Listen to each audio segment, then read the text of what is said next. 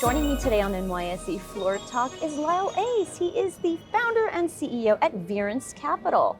Lyle, fantastic to have you here. Thanks for joining me today. Thanks for having me. So Lyle, in addition to being the founder and CEO of Verance Capital, you are also the vice chairman of the Houston Dynamo, Major League Soccer Club, and also the Houston Dash. So now tell me, let's talk about Verance Capital. Tell me about Verance Capital. How does your background with these teams play into that, and how are you different from other funds that are out there? So Verance is one of a few versus a lot of these funds that are LP sports funds.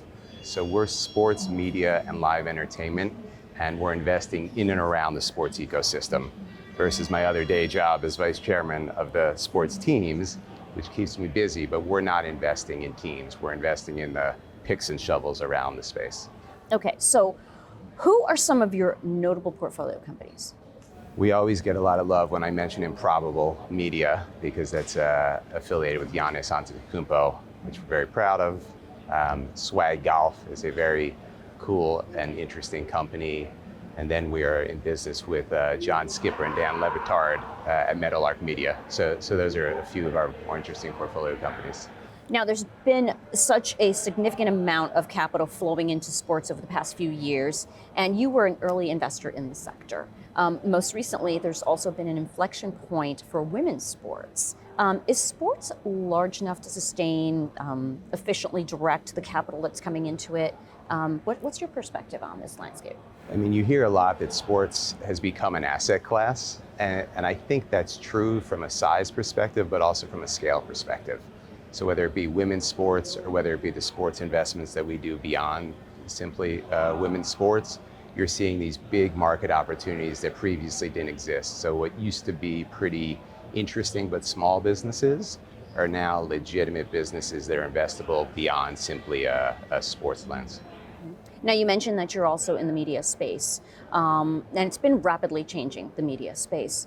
What are you seeing in that sector? I see a disintermediation of the big players. So if you have a voice now, you can get directly to the consumer. So we're in a business, Wave Sports and Entertainment. A lot of people know it as the New Heights podcast. So certainly Taylor Swift has helped us out there. But the Kelseys are such engaging individuals that they have built a platform that would have been unheard of without a media backer even 5-10 years ago. And you're seeing more and more of that where talent can actually create a business around their personalities. And so we're big believers in that, and we kind of invest behind that. Now, finally, tell me, what are you most focused on looking to the remainder of the year and the year ahead? I mean, we try to tie our investments to kind of where we think the market's going. And we joke that we'd rather buy the iPhone screen as opposed to Apple, right? Because it's a better multiple. And we apply that same philosophy in sports. So if we think media rights are going to go up in value and salaries are going to go up in value, what's a good way to play that other than buying an NFL team? Being involved in agencies, right, who get the benefit of that. Being involved in media and content where these personalities continue to kind of show themselves as real businesses. So, we're big fans of where the puck is going, and we try to invest there in an advantaged way. All right. Well, Lyle, wonderful to talk with you. Thanks for joining me. I appreciate it.